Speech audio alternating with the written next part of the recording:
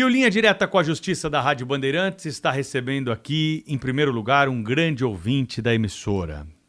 É o senhor Cláudio Pereira Freire, que é o sócio da Letras Jurídicas, Letra do Pensamento Editoras. Ele está conosco aqui para nossa satisfação, para contar um pouquinho do trabalho. A gente vai falar um pouco sobre livro, obras jurídicas e a questão da leitura, que é tão importante para o brasileiro, né, senhor Cláudio? Seja bem-vindo aqui à Rádio Bandeirantes. Exatamente. Primeiramente, obrigado por me receber aqui no Grupo Bandeirantes. É uma satisfação muito grande de poder estar aqui.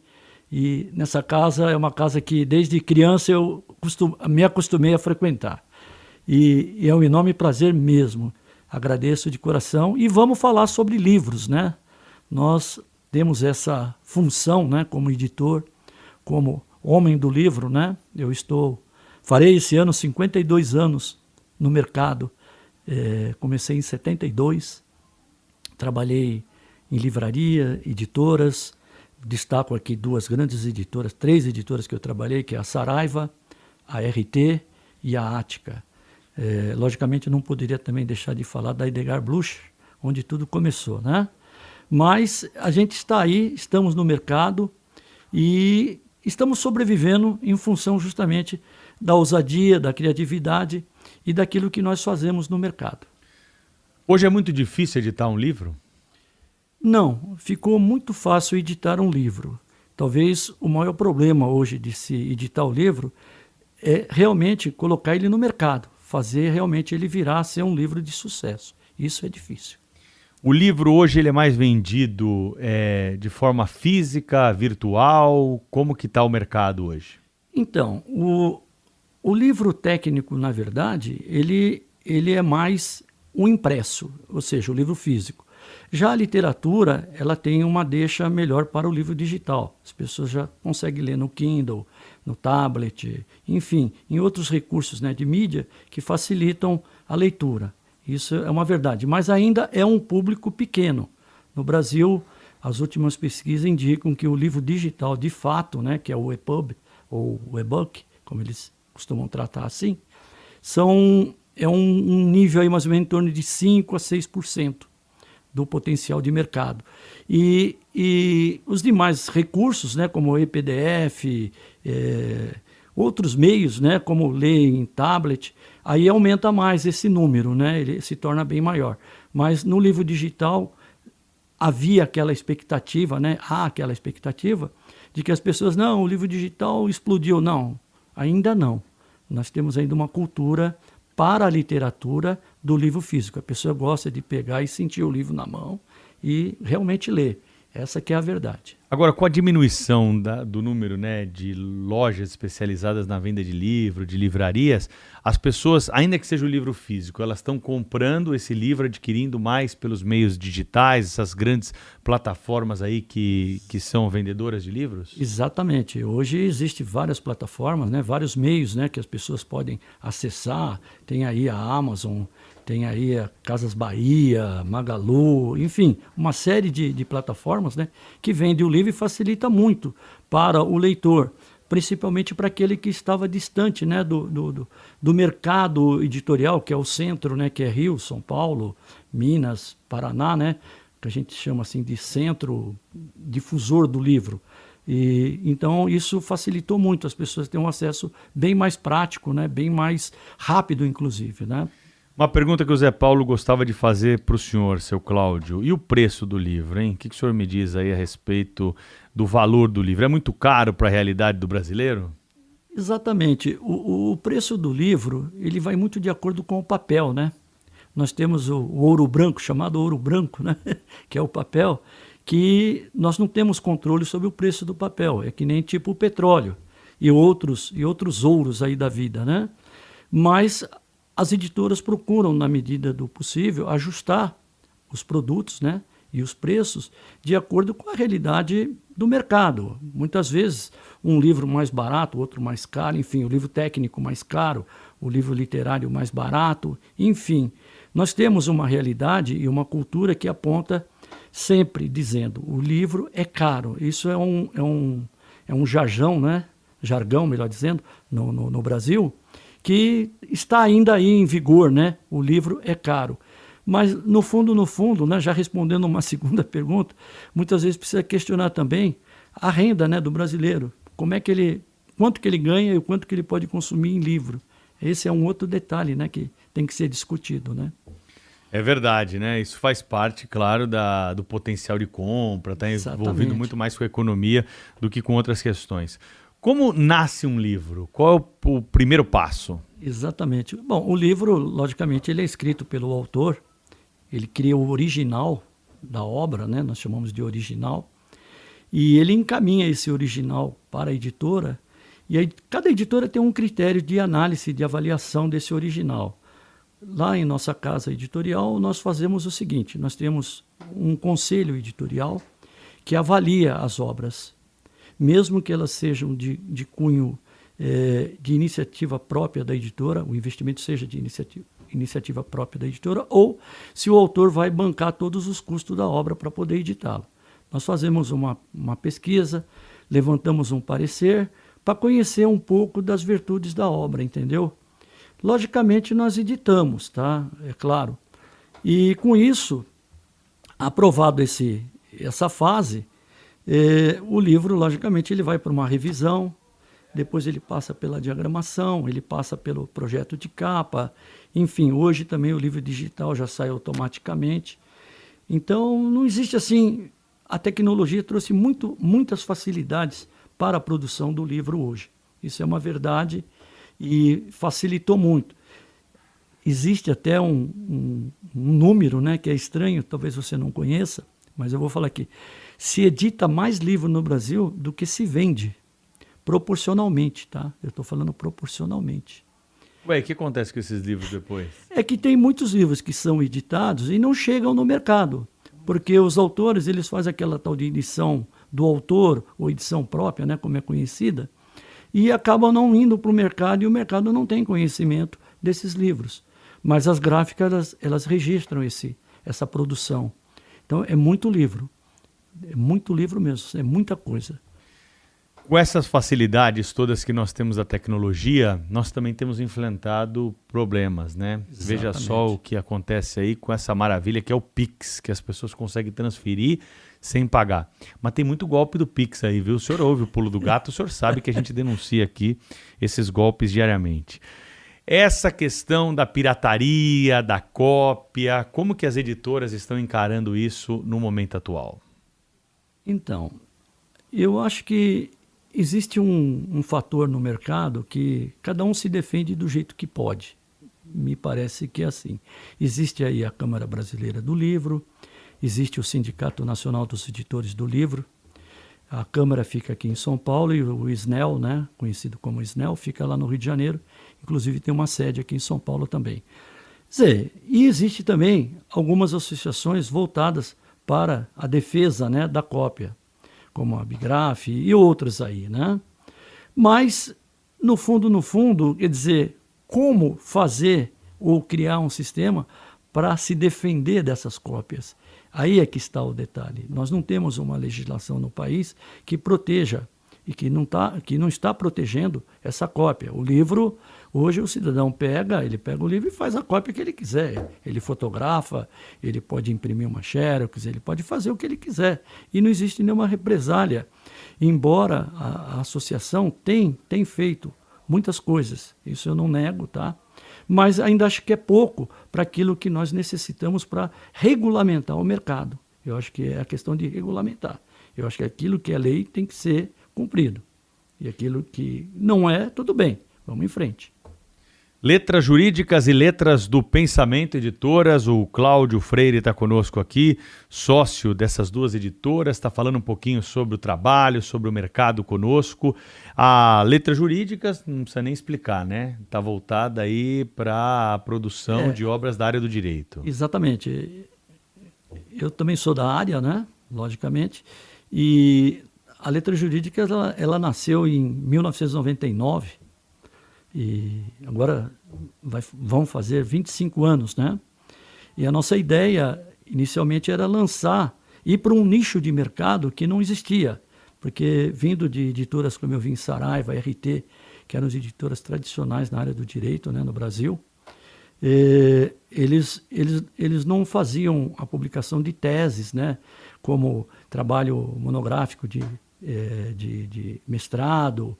Eles eram muito o livro da prática, o livro doutrinário, o livro acadêmico, e mesmo os códigos. Então não havia aquela coisa, vou publicar a tese, por exemplo, do Carlos Bittar, por exemplo. Não, esse eu não edito. Eu edito um livro que o Carlos Bittar fizer um livro prático, um livro que atenda, né, a necessidade do mercado. Mas começamos assim, fazendo esses livros, atendendo essa necessidade, porque nós temos muitos profissionais, né, da área do direito que têm lá o seu trabalho de TCC, ou a sua monografia, ou a sua tese de doutorado, que está lá na gaveta. E uma hora ele vai querer publicar, porque ele vai ter necessidade de publicar, até por uma questão profissional ou por uma questão de status. E aí começamos a fazer esse trabalho, começamos a trabalhar desse jeito. E no tempo foram surgindo outros produtos, né? Não só a questão das teses, das monografias, dos TCCs, mas foram surgindo os livros também de prática, os códigos, a gente fez uma série de coisas. Quer dizer, a editora acabou se especializando, né, em todo o segmento de publicação jurídica. Muito bom, e é uma referência hoje, né, para quem está nas faculdades. Nós trabalhamos justamente para esse objetivo, né, sempre buscando uma qualidade. Não somos melhores do que ninguém, mas sempre buscamos uma qualidade que seja suficiente para agradar, primeiramente, o leitor, né, que é o elemento fundamental do negócio, e o autor e a empresa também, né? Eu acho que tem que estar andando tudo junto. O Cláudio trouxe para nós aqui, do Linha Direta com a Justiça, um exemplar da Constituição Federal anotada, do professor Valdeci dos Santos. Essa obra que está disponível aqui, a mais recente que temos da Constituição Federal, né? Exatamente, bem atualizada, né? Atualizadíssima, tá? É uma obra prática, né? Uma obra de consulta, uma obra que a pessoa vai discorrer sobre as páginas, né, com muita facilidade e com alguns elementos diferentes até. Nós colocamos aí as doutrinas e as jurisprudências, né, relativa a todas as emendas, né, da Constituição, né. Isso é um artigo novo, né, em livro, porque normalmente se trata muitas vezes da doutrina e da jurisprudência em alguns artigos, os outros livros, né. E nesse não, ele sempre procurou, e com um detalhe importante, com comentários, né? Sempre com comentários, né? Também temos aqui comentários a decisões inconstitucionais do STF, do professor Thales Ferri Schodel, que também tem aqui o prefácio do professor José Cretella Neto. Exatamente, né? Que traz aí interpretações a respeito de decisões que foram consideradas inconstitucionais pela Suprema Corte. Exatamente, é um livro polêmico, né? Dr. Thales, muito amigo nosso lá da editora, até brincou, né, que se por acaso alguém fosse preso, né, que era para avisar antes, entendeu? Eu perguntei, será que dá tempo, né?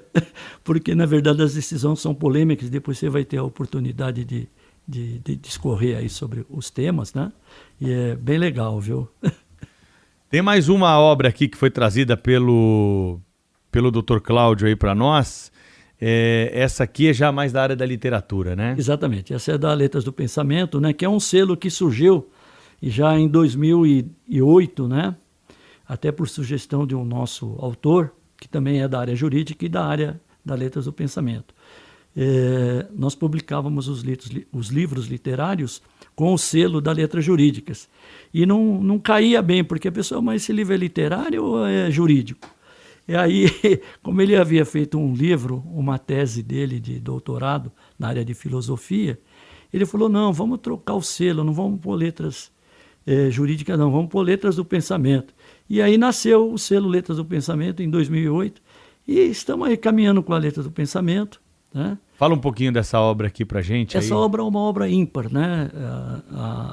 Essa obra ela foi lançada em sua primeira edição, nós estamos aí na terceira edição já, em 2004, no momento das Olimpíadas da Grécia, né? Que inclusive foi na Grécia, em 2004. E o livro trata da questão de um personagem que é escrava, e logicamente essa história se passa lá na Grécia, né? E é interessante que ela sofre muito, ela tem uma série de perrengues aí na vida dela, no dia a dia, lá no cotidiano, mas tudo focado, né? Contando um pouco sobre as Olimpíadas, contando sobre a Grécia, fazendo um contraponto, né? Com a Grécia, entendeu? Tudo aquilo que se passou na Grécia. E era justamente naquele momento lá atrás, né? Lá, estamos falando aí da Grécia Antiga, né? Estamos falando lá de Atenas, né? Então, é muito interessante. Então, ela faz um contraponto muito bem feito. É um livro que realmente tem agradado muito o público. E até assim, de primeira mão, esse ano nós vamos lançar na Alemanha. Vai ser traduzido para o alemão. Já foi Estou vendo aqui o selo que também foi indicado por Jabuti, né? Exatamente, foi indicado para o Jabuti. O nome do livro é Calíope, é da Cíntia Marques, a escrava de Atenas. Está na terceira edição. Letras do Pensamento aqui, mais uma das obras que... E é curioso só esse livro, mais um detalhe. Nós também já traduzimos para o grego. Olha. E já traduzimos para o inglês. E temos ainda aí um pessoal interessado, porque nós fazemos o trabalho com uma empresa que se chama Brazilian Publish. Ela dá assessoria na área dos eventos internacionais, as feiras internacionais. Tem feira no mundo inteiro, viu, Pedro? É um negócio, você vai ficar assim, a gente fica até admirado, né? Você vai, é México, é Colômbia, é Inglaterra, Londres, Arábia Saudita, é Japão, Rússia, é feira no mundo inteiro. Então, se você for participar de tudo, não tem condições. Haja capital para isso, né? Mas a gente tem pontualmente participado de Frankfurt, na Alemanha, e Londres, né? Que são as duas mais, assim, importantes.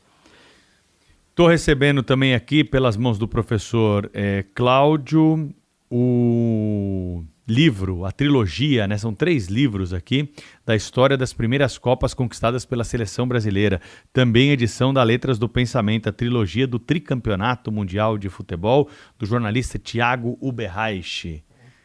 Aqui conta a história do futebol brasileiro no começo das suas conquistas. Exatamente. Eu acho que a trilogia, né, da conquista, para aqueles que não tiveram a oportunidade de conhecer, né, inclusive tem o QR Code aí, que tem todas as transmissões em rádio, tá? Em rádio, para as pessoas ouvirem nessas transmissões e conhecer um pouco, né? 58, né? A chegada do Pelé, né, em 58, 62, né? As pessoas muitas vezes não falam, né? Mas o Amarildo, né? Que basicamente considerado, né? Um dos grandes jogadores do país, né? O Amarildo. Enfim, e 70, né? O auge do Pelé, né? Realmente foi a consolidação, né, de tudo, né, em 70. E o Brasil se tornou o único campeão, né, da taça, né? Porque hoje a taça ela vai mudando de mão, né? E lá não. Jules lá, Rimet. a Jules Rimet, exatamente. Então é uma obra ímpar, né? A pessoa realmente vai se deliciar com a leitura, uma leitura muito boa. E estamos aí em negociação também para uma tradução para o italiano. Tá? Estamos negociando essa obra. Interesse dos italianos aí pelo futebol brasileiro, né? Exatamente, porque a Itália, nós ganhamos dela em 70, né, na final. Perdemos, né, lá aquela partida em 82, né, com um dos melhores times. Assim, Paulo Rossi. Paulo Rossi fez a miséria lá, né? E ganhamos novamente, né, em 94, né, com o erro do pênalti lá do Baggio, né? Exato. Então é assim, é tudo, né? Agora, em junho de 2024, estaremos lançando, né, o Brasil é Tetra, né? 1994. Então será assim mais um complemento, né, mais uma leitura para o público que aprecia realmente o futebol brasileiro. Por falar em futebol, o Cláudio sabe que eu sou corintiano e me trouxe aqui uma obra, né? Esse Corinthians do Avesso, aqui do João Milton Ananias. Tem o prefácio do Luiz Paulo Rosenberg, economista, que é corintianíssimo, né? Gente muito boa, hein? Escreve aqui o seguinte: ler essa obra é um prazer dos mais velhos, porque nos espelhamos em muitas emoções relembradas. E para os jovens, porque conhecer sua história e homenagear seus baluartes é a maneira segura da geração emergente receber os valores. E por aí vai ele que completa aqui dizendo: valores dignos tornando cidadãos da República Popular do Corinthians. Exatamente. Inclusive, 2 detalhes importantes nesse livro. Primeiro, né, que o autor do livro, o o João Milton Anani, está vivo, né, 92 anos. Está escrevendo agora a continuação, né, do livro do Corinthians, que nós chamamos de Terceiro Tempo, a continuação, porque esse livro tem uma história muito curiosa. Ele chegou na editora, aquilo que eu contei. O livro chega na editora, a gente analisa, e foi justamente no momento da Libertadores. O Corinthians não era campeão da Libertadores. E ele chegou lá e falou para mim assim: seu Cláudio, eu tenho vários livros aqui para editar. Eu falei: como assim vários livros? Aí começou a mostrar lá, realmente, uns 10 livros que ele escreveu. Nós já publicamos alguns, estamos no 4º livro agora, 5º livro agora. E curioso que eu falei: mas é só isso aí que o senhor tem? Não, mas eu tenho um livro aqui do Corinthians. Eu falei: opa, peraí, livro do Corinthians, então nós vamos editar esse livro do Corinthians. Aí só que eu fiz uma brincadeira com ele. Eu falei: doutor João, ele inclusive é advogado formado pela USP, né? Aposentado já, uma pessoa muito culta. E interessante que eu falei: não, nós vamos editar esse livro, vamos fazer esse livro aqui. Só que tem um detalhe: eu só vou editar se o Corinthians for campeão da Libertadores. Aí ele falou: meu Deus, então vai ser meio complicado. Aí eu falei: não, vamos tentar, na medida do possível, ver, né, se o Corinthians realmente for campeão, a gente edita. Aí ele: não, legal então. Aí o Corinthians foi campeão, né? Sim. Aí nós tivemos que editar o livro. Esse foi muito legal. E com um detalhe importante, viu, o Pedro, que eu acho assim que é fundamental. Primeiro, não sei se você viu aqui, né? O selo é um produto oficial, tá? Do Corinthians, tá? Olha. É um produto oficial, né? Nós tivemos todo o cuidado, né, de oficializar, né, o produto, porque isso entra pro memorial do Corinthians lá, onde a gente até tem um bom relacionamento lá com o Corinthians, embora eu não seja corintiano, tá? Mas ninguém é perfeito. Ninguém é perfeito. E mostrar um último detalhe desse livro, que fica aqui na página 41, que o corintiano, embora ele seja doente pelo Corinthians, né? Eu sempre falo nessa questão da doença do corintiano. Mas é isso aí, é um bando de loucos, né? Exatamente. É assim mesmo que se define, né? Exatamente. Então, o que acontece com o Corinthians? Ai, meu Deus, agora fugiu aqui da minha mão. Ele vai achar que ele está folheando o livro. Estamos conversando aqui no Linha Direta com a Justiça, então, com o professor Cláudio Freire. Você pergunta para o corintiano se o símbolo do Corinthians é um logo ou se é um brasão. O corintiano não sabe se é brasão ou se é... É um logo. Se é um logo. Na verdade, é brasão. E é o único time no Brasil que tem brasão. Os demais são logo... Sabia disso, hein? Os demais são logomarca. Inclusive lá na TV Corinthians, onde nós estivemos, foi interessante, porque eles ficaram surpresos com essa informação que eles não tinham também. E outra informação importante que o livro traz, porque o livro é contado não por repórteres ou jornalistas, é contado por pessoas que conviveram desde o nascimento do Corinthians, lá no Barrão. Desde da separação do Palmeiras com o Corinthians, né? Eram 5 pessoas, tá? E, na verdade, só tem um vivo hoje, que é o Dr. João, né? Que legal. E essa história do Corinthians, que a gente fala do brasão e do símbolo... achei, está aqui na página 43. Então, assim, o que significa realmente o logo do Corinthians? Olha aqui, ó. Olha só, a âncora, os remos cruzados, bandeira do estado de São Paulo com o nome do clube, o mapa do Brasil e o círculo, né? Olha só. Aí embaixo tem toda a explicação do que é cada um, entendeu? Então, assim, na verdade, a capa que nós vamos fazer esse ano vai ser essa capa aí do 2º livro. Vai sair com essa imagem aí. Com essa imagem aqui, que é o brasão do... o brasão do Corinthians. Muito bem. E claro, né, que dentre a coletânea de obras da Letras Jurídicas, da Letras do Pensamento, das editoras, está um livro que tem uma relação umbilical aqui com a Rádio Bandeirantes, que é o livro que conta a história do pulo do gato. Esse gato ninguém segura, escrito pelo jornalista Cláudio Junqueira. Como é que foi esse aí, Cláudio? Conta pra gente. Essa foi uma obra ímpar, né? Eu acho que foi uma das obras mais importantes lá da editora. Se não for a mais importante, é a mais importante. Porque Zé Paulo deu uma grande atenção, né, para essa obra, mesmo participando indiretamente, né, da melhor forma possível. Cláudio Junqueira já havia feito a tese dele lá na PUC, né? E foi curioso como essa tese chegou lá em nossas mãos, lá na editora, porque eu conheço lá o Dr. Lafayette, lá da PUC, uma pessoa muito ilibada, muito conhecida nos meios jurídicos, né? E, curiosamente, ele estava lá na editora um dia e eu citei o Zé Paulo. Comecei a falar, não, porque a gente faz a divulgação lá na Bandeirantes, tal. O Zé Paulo sempre fala no ar dos livros, tal. E a gente havia lançado um livro até do próprio Dr. Lafayette, e ele havia falado, o Zé Paulo já havia feito um comentário. Ele falou, gozado, né? Lá na PUC tem um rapaz lá que escreveu um livro lá sobre o Zé Paulo. Eu falei, ué, como? Ele fez lá uma tese lá, até foi aprovado com nota 10 e tal. Eu falei, mas eu tenho que conhecer. Ele está procurando uma editora. Olha só. Aí eu falei, bom, me passa o contato dele que eu vou falar com ele. Aí passou o contato. Recebi o contato do Cláudio. Na mesma hora já falei com o Cláudio, marcamos já no outro dia e fomos em frente. Foi um negócio assim, vapt-vupt. E foi muito bom, porque o Zé Paulo também acompanhou todo o processo, né? Nos deu toda a atenção necessária, sempre disposto a ajudar, a colaborar com informações, com uma série de coisas que foi, inclusive, complementada no livro, né, para o Cláudio, né?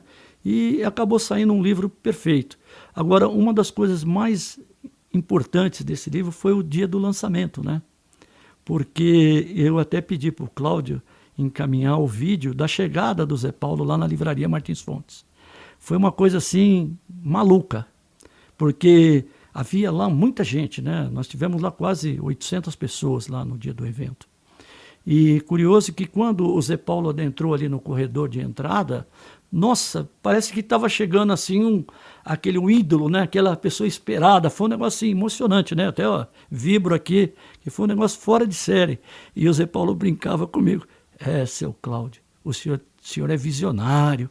Ele sempre falava isso, o senhor é visionário. Eu falei, não, Zé Paulo, a gente realmente teve a oportunidade de encontrar o Cláudio.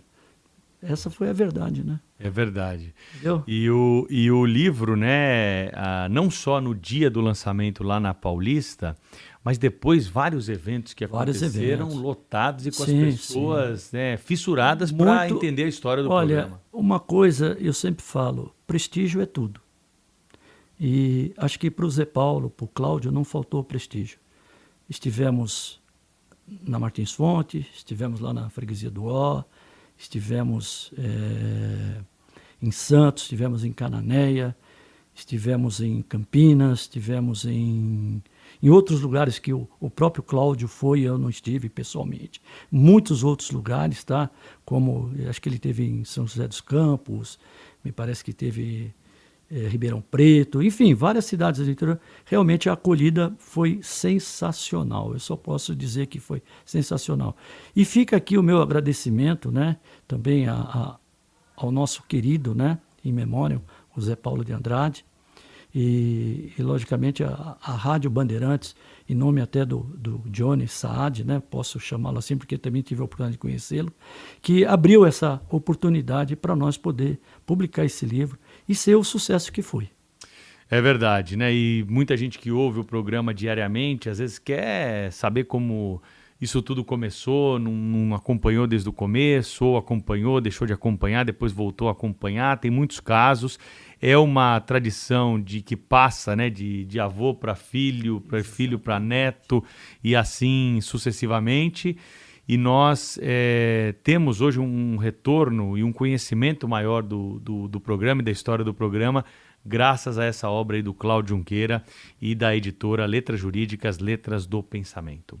Exatamente. Eu só posso dizer que fico muito satisfeito em ser recebido aqui na Bandeirantes, que eu considero uma casa, tá?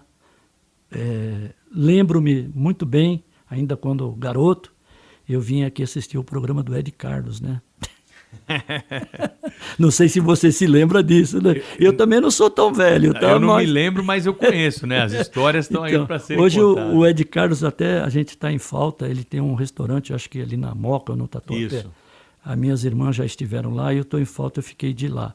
Porque a gente vinha aqui todo domingo, né? Era a domingueira, e a gente entrava lá pela portinha lá da Radiantes, né? Porque na verdade era assim, o programa, nós tínhamos um conhecido que trabalhava aqui na Bandeirantes, e a gente entrava, fazia todo um caminho para chegar lá, no estúdio. lá no auditório. E nós acompanhamos também, lamentavelmente, né, a cena do quando se pegou fogo aqui no teatro, né? A gente veio, eu vim aqui próximo, aqui, eu saí de casa, vim aqui a pé, que é pertinho, né? A gente sabe que a Bandeirantes realmente deu um salto muito interessante. A gente torce dia a dia para que a Bandeirantes sempre esteja no lugar que ela sempre mereceu.